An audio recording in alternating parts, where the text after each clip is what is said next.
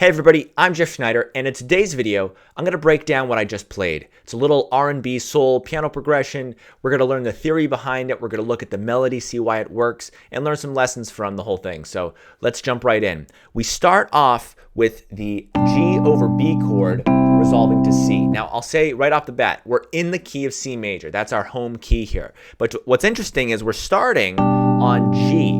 We're starting on the 5 chord, also known as the dominant chord. G over B, we have the 3rd in the bass there, and then right away we resolve to the 1, so 5, 1. Now if you notice that first voicing that I'm using, we have the 3rd here, root, 5, root. That's a very classic voicing for when the 3rd is in the bass in a chord.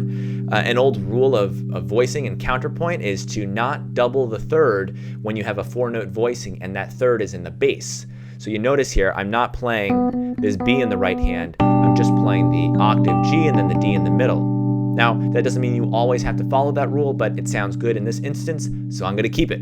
Okay, let's keep going. We have the G to the C, and then we're gonna do a very similar progression, E7 over G sharp going to A minor. This is a similar progression because it's a 5 chord going to a 1 chord. Now this 1 chord is actually the 6 chord. This is the 5 of 6 resolving to 6. And you notice we have that 3rd in the bass again. It says A flat, we're gonna actually call it G sharp. G sharp resolves up to the A minor. And again, we are not doubling the 3rd. You notice I'm leaving that out from the right hand. So we have G sharp, E, B, and D, or 3, 1, 5, 7. That resolves down to A minor. From there, things are gonna get a little bit more interesting. Here's an F sharp minor 11. This chord is not in the key of C. It's not a diatonic chord.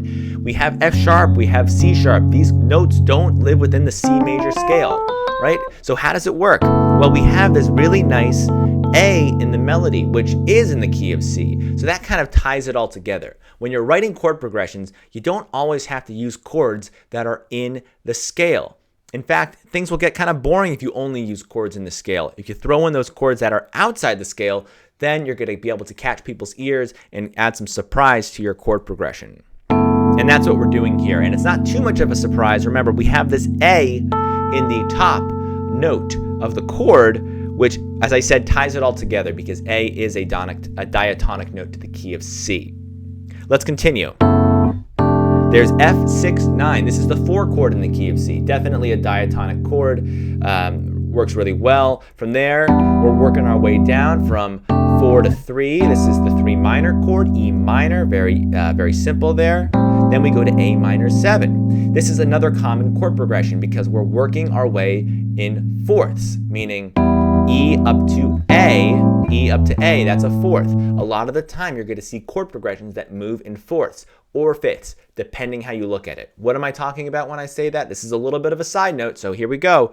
We have C and G, that's a 5th, but you could also call this a 4th if you take the G and move it down an octave, right?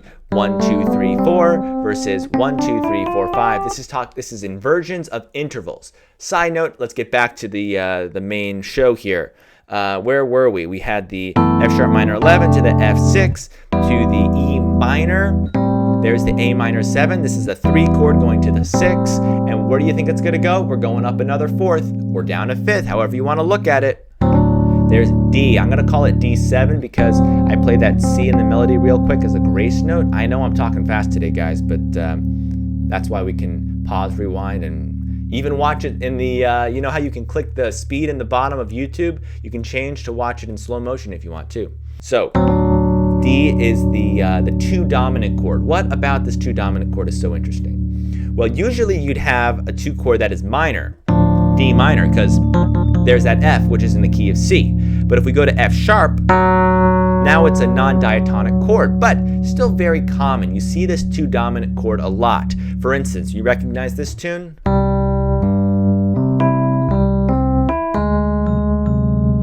Take the A train. The 2nd chord there is D7 in the flat 5 as well. Here's another example from the pop world. You recognize this?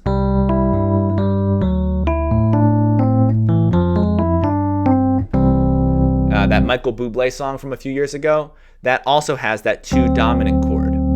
You could also think of this as a 5 or a 5 of 5. That's kind of how the the D7 functions, but it doesn't always go straight to the 5 chord. Sometimes you'll have that D7 to the F. Let's continue on. I'm going to regroup and play it from the beginning.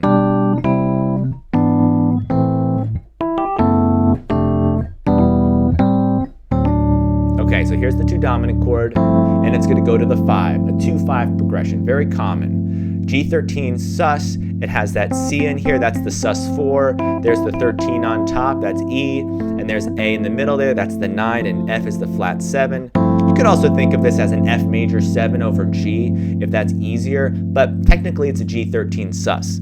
And we're going to resolve that suspension to G13 flat 9. All I'm changing are these 2 voices going down a half step. That's all it is, G13 flat 9.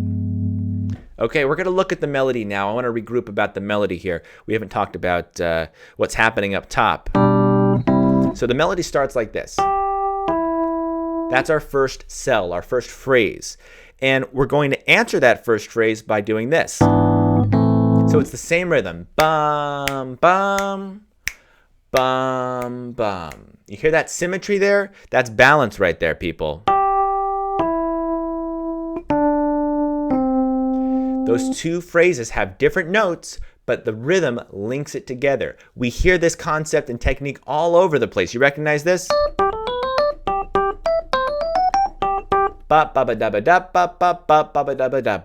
Same rhythm, different notes, but it ties it together. So when you're making music, repeat yourself, whether it's the rhythm or the notes or whatever. Repetition is your best friend.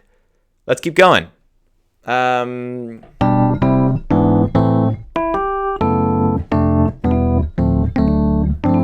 Okay, so the third phrase is...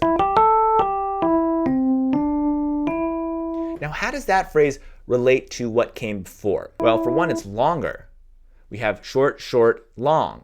There's a little bit of balance right there. The other thing that I want to point out is how that phrase resolves. In fact, I'm going to call these first 2 phrases, let's call that phrase 1. That's part A. Then part B is... So you have a phrase that ends low, and then you have a phrase that ends higher.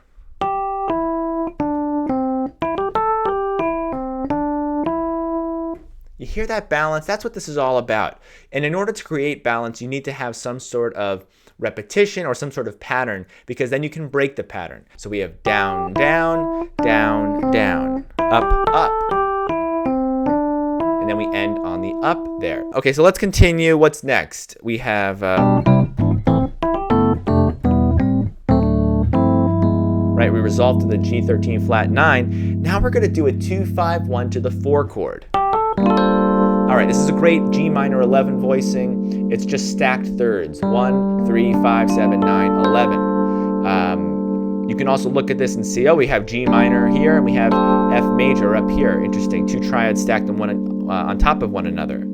So we have, then it just goes to a G minor. There's the 5 chord, that's C7. Here's F sharp 7. This is the tritone substitution, meaning F sharp is a tritone away from C7, which is why this chord exists. We're doing the C7 here, and here's a tritone substitution for it. And then finally, we resolve to the F, that F major 6. That's the 4 chord. So this whole progression, 2 of 4, 2 of 4, 5 of 4, here's the tritone sub, flat 2 of 4, and there's the 4 chord. Finally, we get to that B flat 9. This is a chord that's borrowed from the C minor scale. This is something called a borrowed chord. You can also think of it as a substitution, but just take a quick look here at the C minor the C minor scale. These notes, that's where you get that B flat 9 chord. This is the flat 7-7, and it's going to resolve up to C. This is sometimes referred to as coming through the back door from the flat 7-7 to the C. So you might hear that term again in the future, or maybe you've heard it already. But let's continue here. We're going to go to the C major. So we're going to walk down the bass. The melody is going to go, and we're going to get there by C major, B7, B flat 7, A13 flat 9. So everything was a dominant 7th chord except for the very first C. You hear this chord progression a lot. It's a nice way of getting from the 1 chord to that 6th chord. And that's a great voicing there. That's A13 flat 9. I'll do that once more. All right, does that make sense? What's next? I don't remember. All right, going on, we have the A13 flat 9 chord to the D minor 7. If you notice, we have the 5 of 2. A7 is the 5 of 2. And when I say 5 of 2, I'm saying that it's the secondary dominant chord going to the 2 chord. I've done videos on secondary dominants in the past, and I'll link them in the description below. Alrighty, so we're on D minor, and then we do this nice little triad passing chord thing. The lesson here is when you're in the key of C, you can use the C major and the D minor triads to kind of get you through with some passing chords. So you hear this a lot. You hear it a lot in gospel music. Sounds really cool, great for R&B stuff. And that's what I'm doing here. So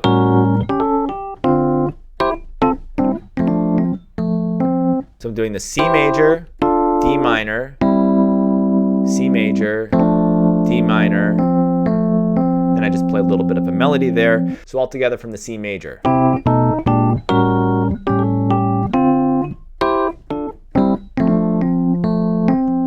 That's all it is. Just C to a D minor to a C to a D minor, that kind of a thing. And then we go back to the beginning. That G over B to C. I add a little bit of variation the second time around. Just a really classic kind of a pentatonic thing here. 5, 6, 1, 6. There's our E7 over G sharp. This time I'm gonna go add that E in the melody. So the second time is, that's what the melody sounds like on the second time. It's similar, but there's variation to keep it interesting because we've already established what the melody is, so now we can play around with it. So here's where things really start to get switched up. We're going to change the harmony. We're going to keep that melody going up to the A, but instead of F sharp minor 11, we're actually going to play E minor 11. A works over an E minor 11. A is the 11 on an E minor chord.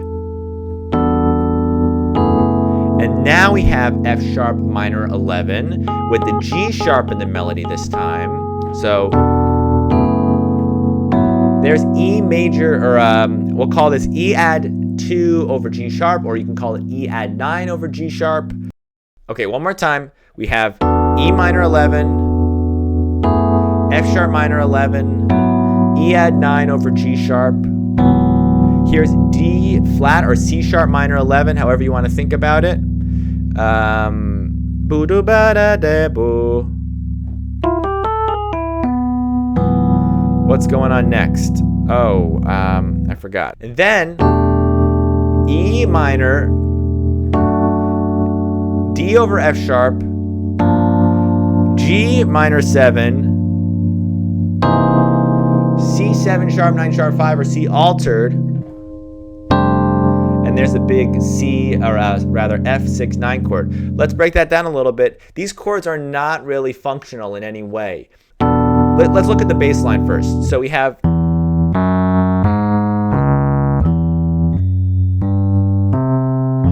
that's the bass line there. And here's the outer voices.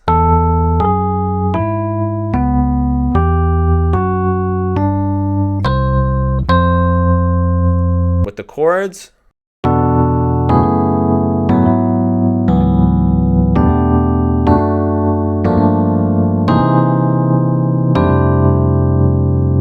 so we end with the 2-5-1, but everything up until then is kind of all over the place. Now, one of the reasons this works is because the melody is similar to what we played the first time, which was the second time around we're playing.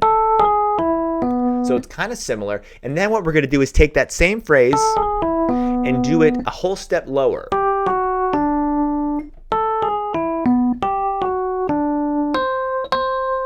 So it changes up at the very end, but we have that figure. You hear that same, those same intervals there, just with different chords. That's kind of cool. Going from the, we have this 5 to 1, 5, 1. These E major over G sharp chords, I love when you put the third in the bass. As you can see from many of the other chords in this tune, they really sound good. And then, so we have this rising bass line. And then the 5 chord, 5 of 4 to the 4 chord. So here it is the second time.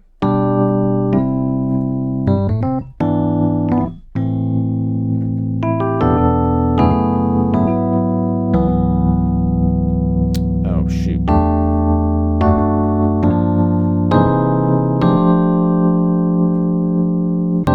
So we're on the 4 chord now, and we're going to go to that B flat 7 just like we did before.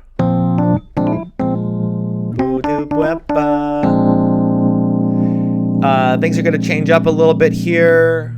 I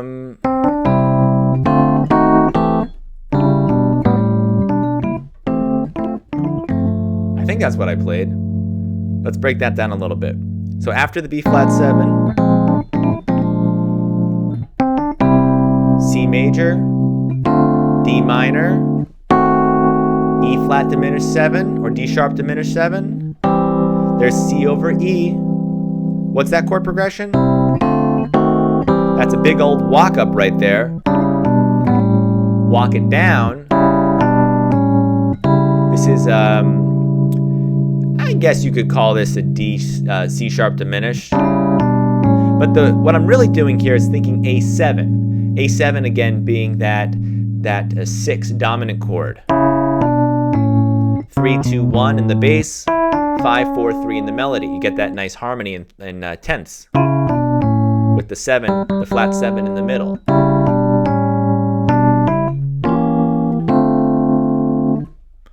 Let's do that a little bit slower. Walk it back up, and then we have, this is C sharp diminished 7. Now I say C sharp diminished 7, I know it says E diminished there, but we're actually thinking about this as C sharp diminished 7 because we're going to D minor. This is the 7 of 2. 2 is the D minor chord, that's the 2 chord. Remember, we're in the key of C originally, so 1, 2, D is the 2 chord, and then we have this C sharp diminished chord, diminished 7 chord, with the 3 in the bass, and then it resolves down to the 2 chord, to the 5, some sort of sus, and then I just ended with that 5 going to 1, just like we started. So I know I went through this kind of fast. There are a lot of chords in this progression, so watch it a couple of times if you need to. Pause and slow it down or rewind, whatever you have to do. If you liked any of the chord progressions, like little nuggets here and there, take them and transpose them into different keys. It's the best way to really internalize this theory and get the sound into your ear, get it under your fingers. It's going to be tough to do. It's hard at first if you haven't done a lot of transposing, but it is so worth it.